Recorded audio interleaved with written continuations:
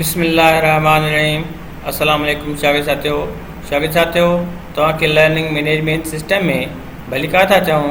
शागिर्द साथियों पाण अॼोके हिन सबक़ में माइक्रोसॉफ्ट वर्ड में पेज जी साइज़ सेट करणु सिखंदासीं। त पेज जी साइज़ कीअं सेट कजे, पेज जी साइज़ कहिड़े कहिड़े क़िस्मनि जी थींदी आहे उन जे बारे में पाण पढ़ंदासीं। शागिर्द साथियों अचो त पाण सबक़ खे शुरू था कयूं।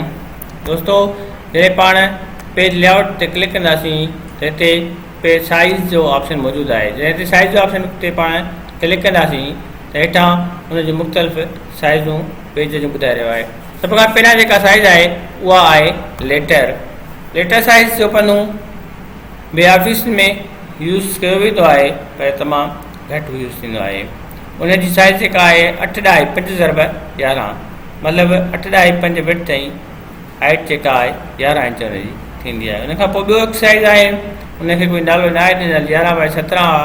उनखां पोइ हिकु लीगल साइज़ आहे। हीअ लीगल साइज़ बि ऑफिसनि में यूज़ थींदी आहे पर इहे बि कुझु घटि ई इस्तेमालु थींदी आहे। उनखां पोइ हिकु स्टेटमेंट जी साइज़ आहे जंहिंखे स्टेटमेंट साइज़ में हूंदो आहे। एग्जीक्यूटिव साइज़ आहे। A5 साइज़ आहे। A5 साइज़ जेका आहे 5x83 इंच जी थींदी आहे। विड्थ ऐं 8x27 इंच जी हाइट थींदी आहे। उनखां पोइ B5 साइज़ आहे। A4 दोस्तों असां ऑफिसनि में अक्सर जेका साइज़ इस्तेमालु कंदा आहियूं उहा साइज़ हूंदी आहे A4 साइज़ जेका आहे पाण अक्सर स्कूलनि में अक्सर ऑफिसनि में इस्तेमालु कंदा आहियूं लेटर वग़ैरह लिखण जे लाइ। उनखां पोइ मां तव्हांखे हिकु ॻाल्हि ॿुधायां त जेकॾहिं असांखे कोई किताब वग़ैरह लिखणो आहे त उन लाइ असांखे मोर पेज साइज़ में वञिणो पवंदो। उन लाइ मां थोरो तव्हांखे अॻिते ॿुधाईंदुमि। इन खां पहिरियों मां तव्हांखे थोरो इनवेलप जे बारे में ॿुधायां थो। दोस्तों तव्हां इनवेलप ॾिठा हूंदा त मुख़्तलिफ़ इनवेलप हूंदा आहिनि जंहिंजे मथां एड्रेस वग़ैरह प्रिंट थियल हूंदी आहे। त पोइ उहे इनवेलप जी इहे मुख़्तलिफ़ साइज़ आहे।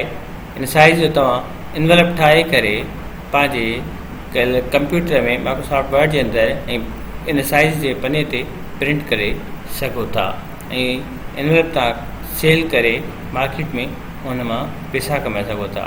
ऐं तव्हां पनो वठंदव त तव्हांजो पनो ₹1 में तक़रीबन पले पवंदो। जीअं तव्हां इनवेलप खपाईंदव त तव्हां ॾिसो था त इनवेलप मार्केट में तक़रीबन ₹10 खपी रहियो आहे हिकु इनवेलप।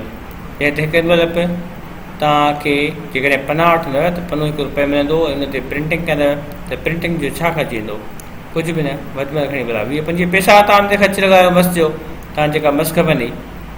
इन खां तव्हां उन पने खे जेको बंदि कंदव पैक कंदव उन ते तव्हां तुर खोर वग़ैरह लॻाईंदव 20-25 पैसा हुन लॻोसि, मतिलबु ₹2 ख़र्चणोसि।